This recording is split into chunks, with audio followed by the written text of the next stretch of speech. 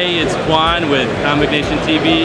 Here at Comic-Con, we're talking with Reilly Brown. Hey, how you doing? Reilly Brown, you know, Incredible Hercules, Prince of Power, Amazing Spider-Man. That's cool. That's cool. But hey, you got something big going on right now, That's right, that's right. I just came out with my new comic book, Power Play. If you want to check that out there. And it's a digital comic on Comixology. And we're doing turn it sideways. You can see it. It looks better like that, right? Yeah. And we're doing a thing so that it's made just for digital comics. It's made for Comixology's format.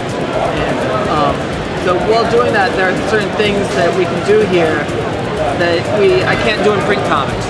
It's like a whole new medium to play around with. And it's a lot of fun. Now you have a background in animation, right? No, just comics. It does seem like the way the panels move between the pages, it looks like... There are certain... How do you have that set up? It doesn't usually show the full page like that. I probably have to set it up with the whole thing. Okay. Here, talk to the camera while I putz around with the settings. But yeah, like we were saying, it's a digital comic. It's coming out on Comixology. And we're just trying to explore the new digital territory, the new digital medium. Everybody says that's where comics are going, and so I just wanted to actually go there and see what it was like, and see what can I do as an artist that I couldn't do before with regular print comics. And also, you learn that there are some things that I could do before that I can't do now. Like the main difference is that there's no page anymore. It's all about the screen. You don't like a page layout doesn't mean anything. It's just about how much you can see on the screen at a time, whether it's one panel, two panels, or you fade from one panel to another, and how the panels interact with each other. So that affected how you laid out the work. Did you work digitally or traditionally pen and ink? Yeah, I just draw pen and ink. And, everything ends up on the computer at some point. You gotta scan it. And I colored it in Photoshop, and And there you go. There you go. How is it working with Comixology on the developer side? Great, they've been really helpful. And they're working on, allegedly they're working on a program so that I'll be able to do all the guided view stuff myself, but at the moment they don't have that ready yet. So I send all the files into them, and I send in like a map that tells them, okay, scroll from this to this, I want to zoom in here and fade from this panel to this other panel. It's almost like directions. Yeah, like a motion essentially, comic? well, it's different because a motion comic, there's voiceover. To me, the main difference between a digital comic and a motion comic, and a motion comic, let's be honest, it's just crappy animation. It's not. Motion comics is a fake thing, so they don't have to pay animators. But the difference between a motion comic and a digital comic is that a digital comic, or it's really different between comics and animation, is comics you can stop and start. They don't go on without you. Right. Animation will just keep going. If the phone rings, someone walks into the room, you have to pause it, you have to rewind to where you were before. But with comics, you can just put it down, say hi, go back to it, pick it right back up where you were before. And that's what we're doing. There's no... It's not like an automatic slideshow. You're reading it. You're not watching it, you're reading it. That's the difference. And as long as I keep it that way, it's still a comic. All right. So let's talk about what Power Play is about. Yeah. It's not a superhero book, but there are people with superpowers in it. That's right. Because the thing is, if I had superpowers, my first instinct, I'm not an asshole. I'm not going to try to take over the world. I'm not going to try to rob a bank. And I'm also not going to go around in tights punching people in the face for committing crime or whatever. I would probably just show up with friends, make some crazy YouTube videos, and do whatever. And that's what this story's about. It's about a bunch of kids get superpowers, and rather than fight crime or take over the world, they start an extreme sports league based on those superpowers. Extreme Sports League. That's right. Where does this come from? Is Reilly Brown an extreme sports enthusiast, or are you grinding the cube?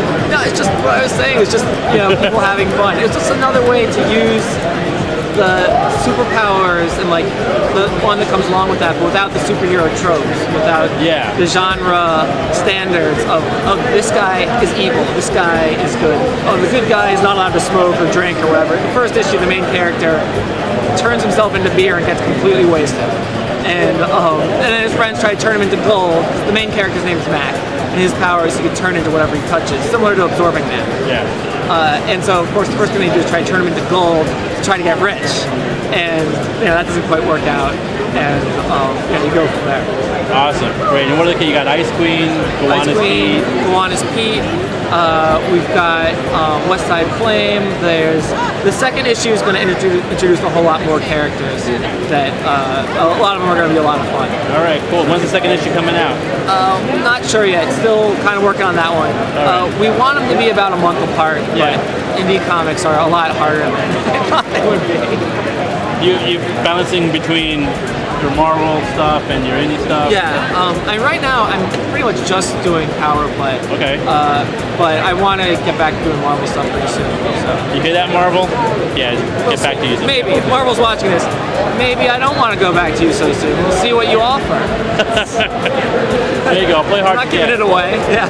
You don't have to worry, no Marvel are watching this. Yeah. Our viewership is in the hundreds of hundreds. Good. It's still pretty good though, right? That's not bad. Way more.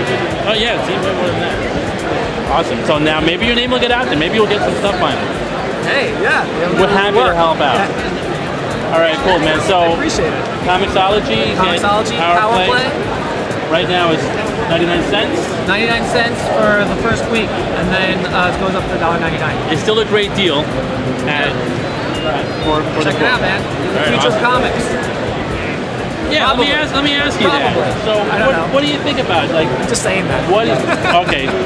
Just say What do I think about what? what do you think about the companies that eventually transition into digital medium all by itself, or is there room for both? There's definitely room for both. I mean, I'm a big proponent of you put it out digitally and then you put it out in print at the same time and collect it as a trade, whatever, the same. And each of those hits a different market. Like the comic book store, the direct market store is going to have the individual issues. Comixology, Graphically, iVerse, whatever are going to, the Kindle, they're going to have the digital version, and Barnes and Noble is going to have they're going to have the collected edition. And, they're all different markets. Yeah. And as companies and as artists and creators, we have to be savvy enough to hit all those markets. And on top of that, you have to make your product as good as it possibly can be in the way it's presented. So if you read a comic on Comixology, a lot of times they're just print comics that have been scanned in, squished into a screen that they're not supposed to be in. So sometimes there's too much detail and it gets pixely, or the panel doesn't fit, and so they have to kind of jump through hoops to make it work.